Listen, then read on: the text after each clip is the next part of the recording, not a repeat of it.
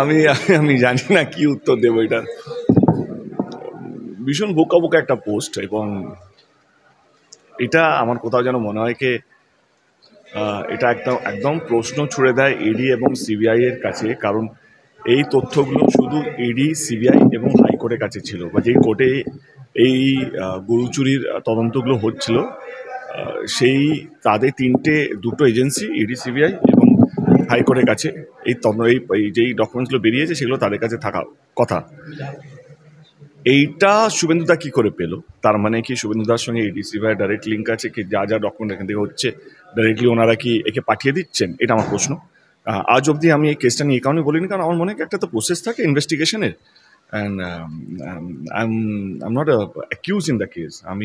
আমাকে যতবারই ডেকেছে স্টেটমেন্ট রেকর্ড করার জন্য ডেকেছে, এবং আমি আশ্চর্য হলাম যে এরকম একটা সেন্সিটিভ, বলবো না, বাট ডকুমেন্টস যেখানে ইডি, সিবিআইয়ের কাছে আছে, আমি ডকুমেন্টগুলো আমি নিজেও দেখেছি, এবং আমার যা রিয়াকশন আমি ইডি, সিবিআইকে দিয়েও ছিলাম। স্টেটমেন্ট যেটা দেওয়ার ছিল, কি প্রথম কথা আমি ওই লোকটাকে চিনি না, যে ডায়েরিটা দেখাচ্ছি দেব নামে লক্ষ মানুষ হতে পারে, এবং যেই ঘড়ি বা যেই জিনিসগুলো দেখিয়েছে সেগুলো আমি ওই মানুষটা নই, ফার্স্ট।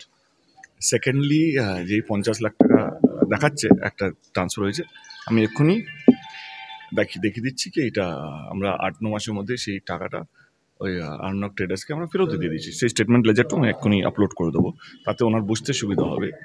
এবং আমার মনে হয় কি ইডি, সিবিআই যথেষ্ট বুদ্ধি রাখে দেন শুভেন্দু অধিকারী। ওনারা যদি মনে হতো কি আমি যদি এর মধ্যে অ্যাকিউজ বা কালপ্রিট বা আমি গরু চুরির সঙ্গে যুক্ত, তাহলে এতক্ষণ আমি তোমাদের সঙ্গে ইন্টারভিউ দিতাম না নিশ্চয়ই। তো সেই জায়গা থেকে, এবং এত একটা হাওয়া গরম করা হলো 3 দিন ধরে, কি বিশাল কিছু আসবে, এবং এই ধমকানো চমকানো ব্ল্যাকমেলিংয়ের যে রাজনীতি, কে এবং আমার মনে হয় এটা দুঃখজনক, মানে। এবং শুভেন্দুদার মতন এত পোড় খাওয়া রাজনীতিবিদ, এবং আমি সকালে মেসেজও করেছি শুভেন্দুদাকে, এটা কি দরকার ছিল এইসব, মানে কারণ আমাকে তো রিপ্লাই করতে হবে আলটিমেটলি লাস্ট ডে। কর্মীদের একটা মনোযোগ খুব দরকার, এবং আমি যদি রিপ্লাই না করি, আমি যদি চুপ করি, যেরকম আমি আজ অবধি চুপ ছিলাম গরু চুরি নিয়ে, আজ যেহেতু ডকুমেন্টস বেরিয়ে গেছে তো আমি বলতেই পারি কি ডকুমেন্ট কেন বেরোলো, তাহলে কোথা থেকে বেরোলো, তাহলে আমাকে তো আমার উত্তর দিতে হবে, কারণ আমার ভোটার আছে, আমার কর্মীরা আছে যারা বুথ লেভেলে কাজ করবে, এবং আমার নিজের ফ্যান্স আছে, আমার নিজের পরিবার আছে। তো আমার মনে হয় কি এইবারে আমার মনে হচ্ছে আর ভদ্রতা করে লাভ নেই, আমার মনে হয় একটা মিনিমাম জবাব দরকার।